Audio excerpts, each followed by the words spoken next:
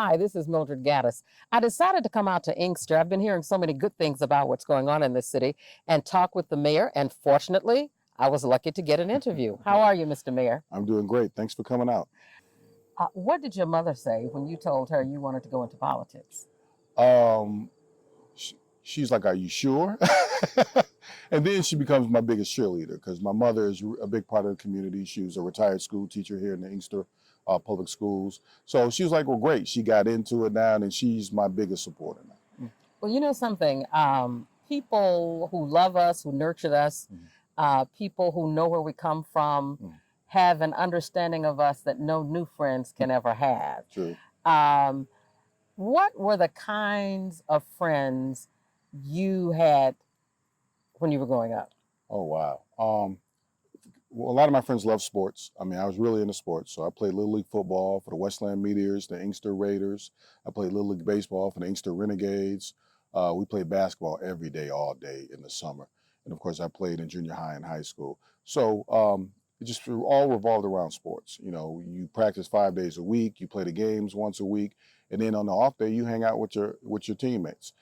So that was a lot of my upbringing. We also rode bikes. Back when I was growing up, BMX bikes were cool. So the whole thing was to get the coolest bike. So a lot of my friends had very cool. I had a nice bike, but some of my friends had cooler bikes. You know, you're always competing, trying to see who's got the best looking bike. So we rode all over the place, and actually some people even competed.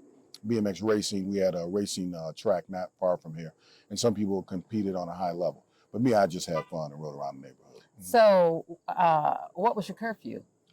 Oh, when the lights went off. You got to be home when the lights went off.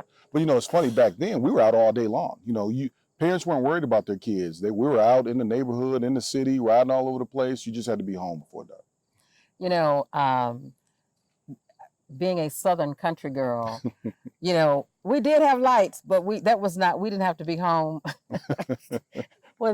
before the lights came on, because there was nothing to do. All we had was each other. Right. You know what I mean? And my girlfriend would live a couple of blocks down the way, and of course we'd walk each other home, and then we'd go in and say, "I'm gonna walk her a piece of the way back home." Yeah. But it was different for kids in cities. When you think about your childhood and in this 21st century America, what is it you want to see more of for our children? Because it seems that they're coming out of childhood and all swiftly, at all deliberate speed. You know, they're grown up and right. Well, now I think when I was growing up, we had a lot of support. I mean, I had my parents, my grandparents, my aunts and uncles, and just people in the community who had the ability to discipline me, tell me what to do. We just had a lot of support. Now it seems like some of these kids are raising themselves, and that's a recipe for disaster. So if their parents can't raise them, then the community is going to have to raise them. So we got to figure out how we get them what they need and make sure they're safe and feel secure and have somewhere, you know, where they get 3 square meals, where they have clean clothes and a safe place to live.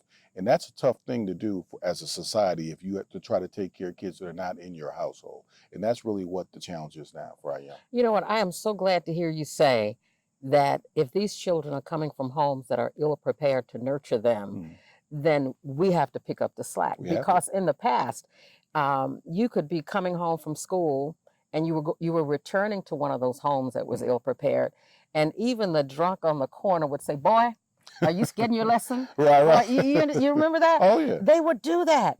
And there were always adults somewhere along the way, either in the classroom, next door, down the street, or the church. We did not lose, especially our boys, and now our boys and our girls, at the rate in which we're losing them now.